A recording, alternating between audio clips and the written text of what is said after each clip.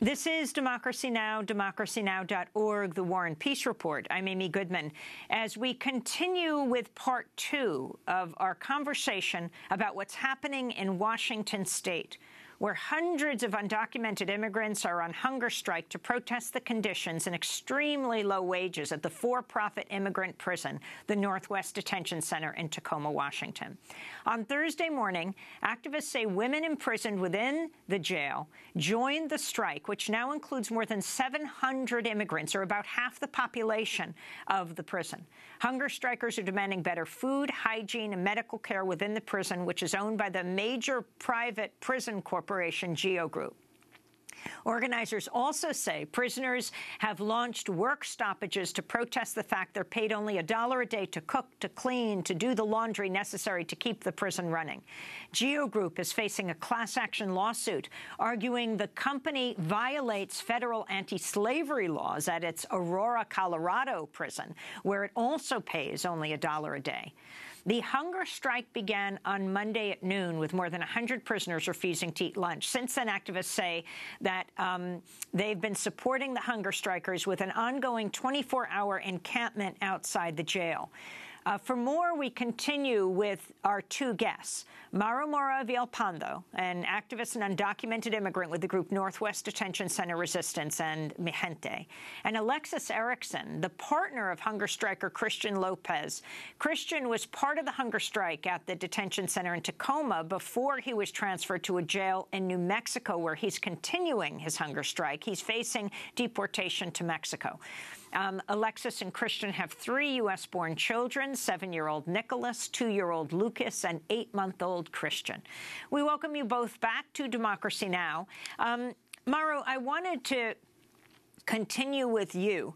You talked about the major reasons for the protest. If you could continue with that, why the hunger strike started, the fact that the women prisoners have now joined in that hunger strike, and then talk about whether there is retaliation for their resistance.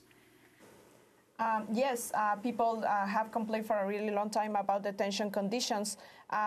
What struck us is not only the terrible food that they're being served in the small portions, but also they have complained a lot about the uniforms that have been worn by many people before them for many years that are not really being washed with soap, which means that people are getting sick by wearing these kind of uniforms and underwear.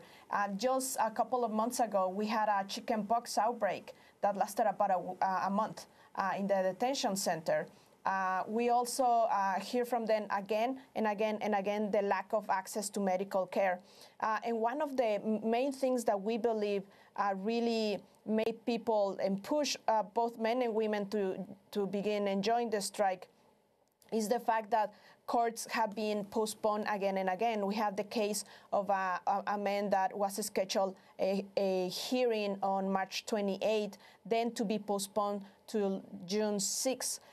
We also heard about the transfers between Tacoma, Washington to the Dalles, Oregon, to a county jail there called Norcor, where the detention conditions are not only worse, but they don't even have a law library. So that is impacting people's cases. Vast majority of people end up representing themselves. They are preparing for their own cases in Tacoma, then to be transferred to this way cheaper county jail in comparison to GEO Tacoma, but only to spend really awful time there, not knowing even where they're heading, and then transfer back to their next hearing in Tacoma and not having the chance to prepare. In many instances, they have to build their cases from scratch because they tell us that when they're back in Tacoma, all their paperwork that was supposed to be saved in computers is not there anymore. So people say pretty much this: if you are going to let us fight our cases, then let us fight our cases and build our case and prove that we need to stay. If you're going to deport us, then so be it. And don't keep us here for so long. People know that GEO Tacoma is pretty much making money for every day that people spend there, and that's why they decided to strike. Retaliation now looks like we are going to send you back to Norcor. That's really scary for people because they know they're going to lose their case and they're going to be in worse conditions. 2 people last night told us they threatened us with sending us to Northcourt, and we're going to refuse to go. Doesn't matter what happened, we're not going. And in the women's section, they told us that they were threatened to put in IV on all of them or send them to solitary confinement, but they are remaining strong, and they want us to be here. They want everybody to know that they're being so mistreated. The guards are extremely disrespectful to them, but the most important thing, how their families are suffering. If they're suffering inside, they know that their families are suffering even more in the outside for having them being encaged in this expensive prison where even families have to pay to keep their relatives inside, eating some sort of decent food from the commissary, which is another big business, just doubling prices in the past few months. Alexis Erickson, talk about what Christian, your husband, your partner, who was at Tacoma jail and now has been transferred to New Mexico, described to you about the conditions at the Tacoma prison run by Geo Group. He said that it's just really dirty. Like, he was showing me when I went for a visit with my children how dirty his uniform was. He's told me right before he left he was on the hunger strike for about a day or two. And he was just pretty much crying to me on the visit how bad it is. And then he said being transferred was even worse, how rude the guards were to them just by asking simple little questions on the bus. And as soon as he got there, he said it's even now worse than it was here. Like, they don't get a break for nothing. And I've put in a lot of money just to try to help him, to keep him eating, like she was saying. And it's a lot of money to be doing this. And with 3 small kids and seeing their father this way, it's just not right.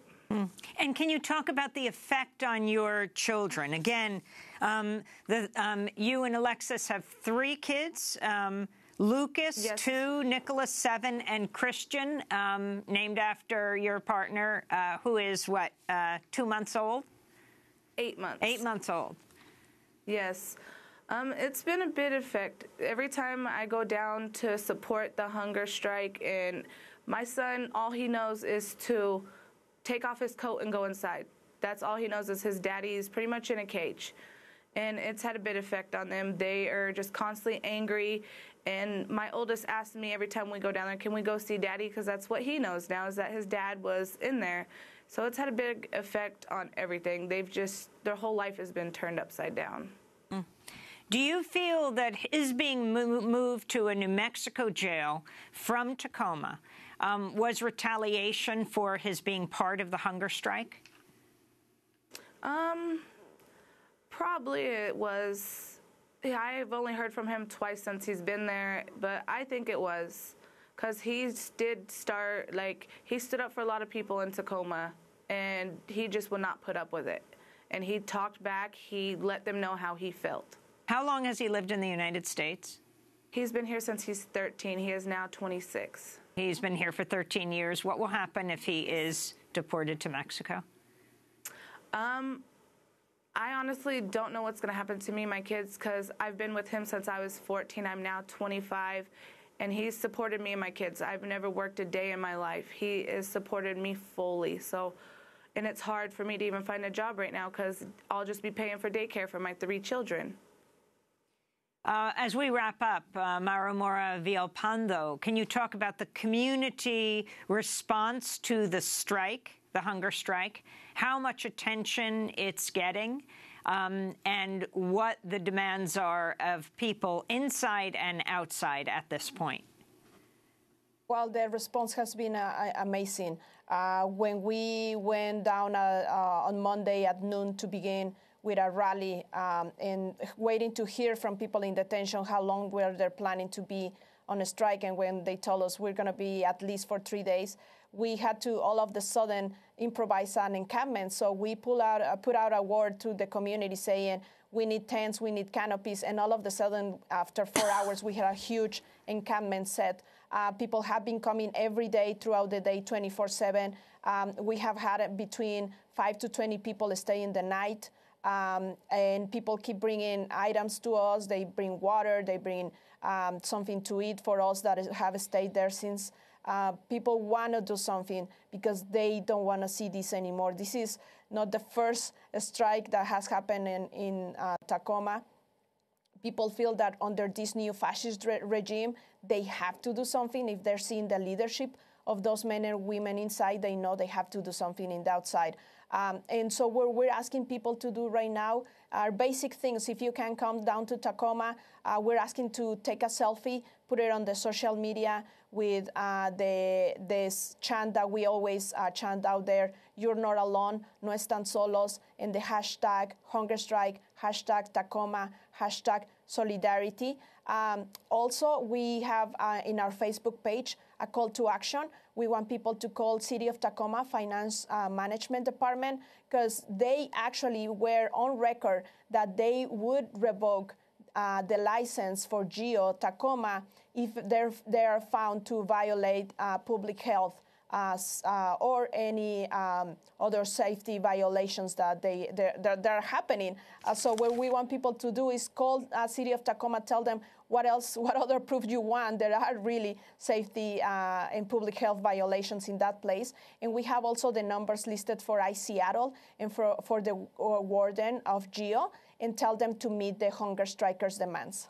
I wanted to ask you about a front-page piece in the New York Times today before we go, Maru. Plan would limit protections for immigrants held in jails. And it says, for more than 15 years, jails that hold immigrants facing deportation have had to follow a growing list of requirements. Notify immigration officials if a detainee spends 2 weeks or longer in solitary confinement. Check on suicidal inmates every 15 minutes. Evaluate their mental health every day. Inform detainees in languages they can understand. How to obtain medical care. In disciplinary hearings, provide a staff member who can advocate in English on the detainee's behalf. But as the Trump administration seeks to quickly find jail space for its crackdown on illegal immigration, it's moving to curtail these rules as a way to entice more sheriffs and local officials to make their correctional facilities available. Can you talk about what the effect of this will be on prisoners? Well, if the standards were already weak, that's why we have all these problems already in place. Now this is just going to get worse. And that's the reason why we've seen more and more people being transferred to the county jail in Oregon, Norcor. We actually asked some people to go down to Oregon and meet with people that had been transferred, and now are some of the hunger strikers back in Tacoma. And they were able to find out that Norcor in the past 3 years had been increasing the number of beds available for ICE. Back in 2015, their budget was about $100,000 per year. Last year, it increased just a little bit more. This year's budget is over $1 million. So yes, there's a big increase this year alone that obviously they're taking advantage of. So this administration is ensuring that they can have more beds available throughout the whole nation. We know that it's expected just this summer to have at least 47,000 people detained. Probably we have reached that number already, just daily. So we're really worried that if we don't push and pressure right now to meet these demands and to keep an eye on these detention conditions, just here in Tacoma, throughout the nation, things are going to get worse.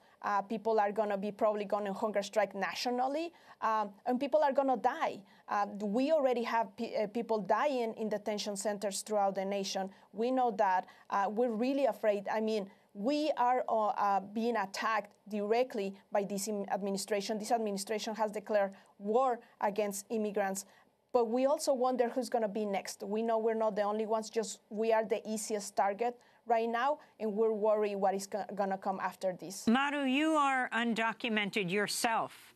Are you at risk for even speaking out in this way, both in the community and going on national television to talk about your activism? Yes, I am, as many millions of people right now. We actually have been doing a lot of workshops throughout the state and beyond, teaching people how this administration is getting ready to put all of us in detention and to expedite our deportation if possible, to make more money out of our bodies. They don't have enough. We having us working for them in cheap labor. Now they want disposable labor.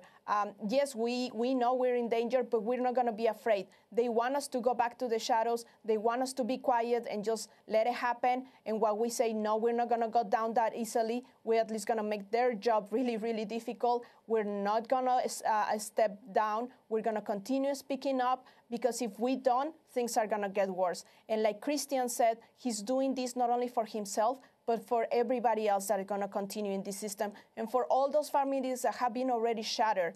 And we don't want any more of that. Maru Mora Villalpando is an activist and undocumented immigrant with the group Northwest Detention Center Resistance and the group Mi Gente. We've also been speaking with Alexis Erickson, partner of the hunger striker Christian Lopez, and the mother of their 3 children, Nicholas 7, Lucas 2, and Christian 8 months. Christian's father, Christian, was part of the hunger strike in the Northwest Detention Center in Tacoma before he was transferred to a jail in New Mexico, where he's continuing his strike. He's facing imminent deportation to Mexico.